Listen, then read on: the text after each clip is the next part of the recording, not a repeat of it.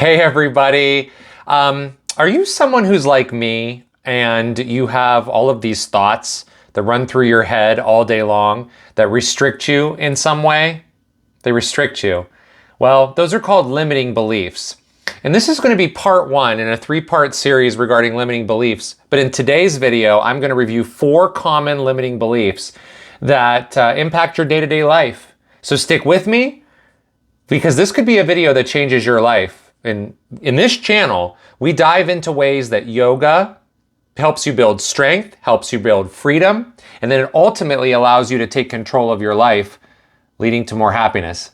So let's get started with part 1 of limiting beliefs. Stay tuned.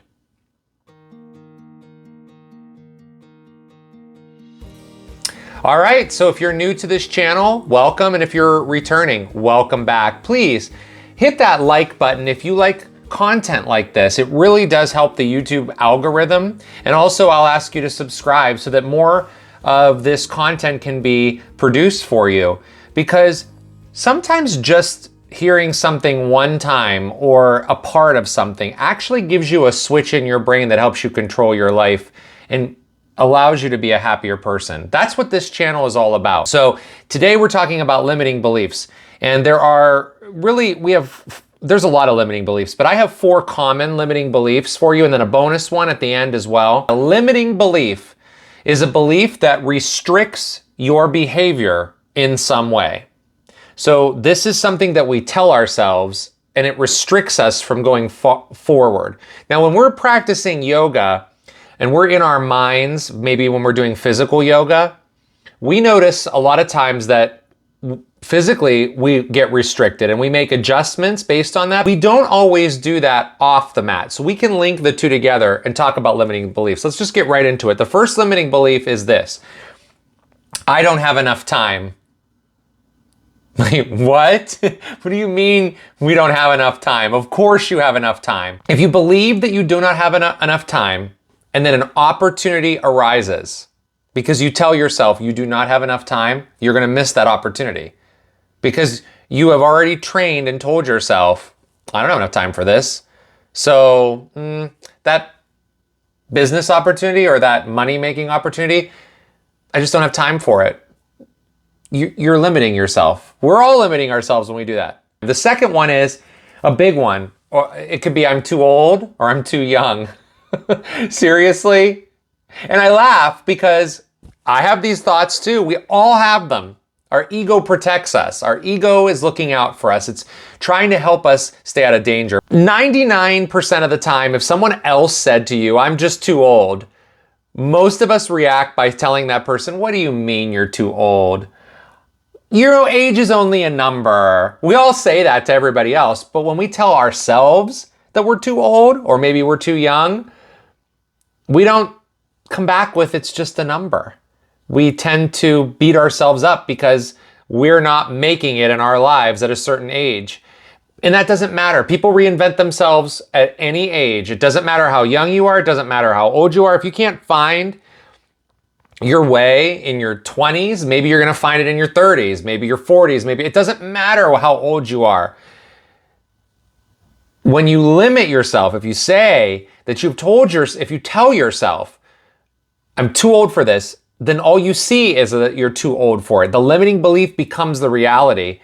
And then again, the opportunities get shut off. And if you really want happiness in your life, if you really, really, really want to be happy, you won't restrict that based off of your age. The third one can be really controversial. And that's when we hear people say, I have a 5-year plan, or I have a 10-year plan, or this is my retirement plan. And I want to make myself very clear. It is very important to set goals for yourself, and it's important to be logical in the goals that you set. What happens in our lives is that they change. Our lives could change tomorrow, they could change next week. So if you have a 5-year plan and you get to the 5 years and you have not reached your goal by the end of the 5th year, or you're not where you want to be, we tend to beat ourselves up. What about instead of that saying something like my plan is to do this in the future, not 5 years from now, not 10 years. We want to be able to shift our course of action depending on what's going on in our current life. And things change, like jobs, like as I mentioned, family changes, living situations change, relationships change, technology changes. Heck, we were in a pandemic for a couple of years. So you wind up in something like that, the course changes. It's okay to adapt with it instead of putting the number of years on it. And then the last big one is I'm not smart enough. I'm not smart enough. This is not only a limiting belief, but it's a huge excuse. We all have certain skill sets. Some people are good at math, some people are good at writing, some people are good at creating things, painting.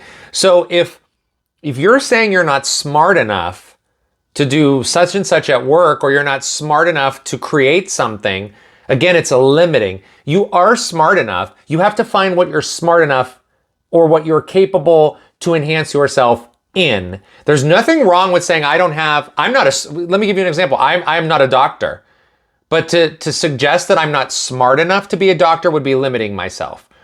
I don't have the skills to be a doctor. I could certainly, we could study anything. We could study anything, and we have to make a decision whether we're going to apply that knowledge to where we're going to go in the future, instead of making an excuse by saying, I'm just not smart enough to do that.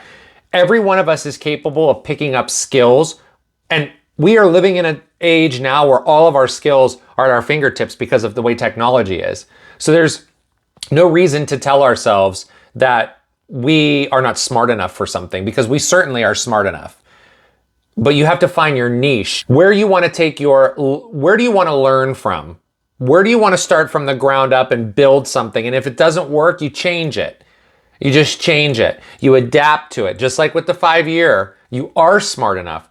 If you find the niche that you're going into, the knowledge just comes with it. Just comes with it. Bonus tip, whatever job you're in, it doesn't matter what job you do. If you look at the job as a service to someone else, because most jobs we have are service related. They provide something that someone else uses. Most jobs are like that. Whether it's going to a fast food drive-through or engineering a big building, you're providing a service.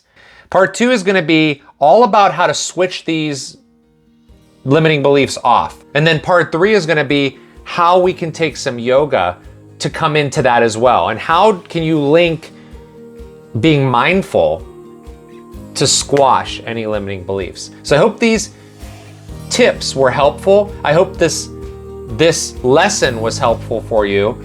Share the video with others who may need it.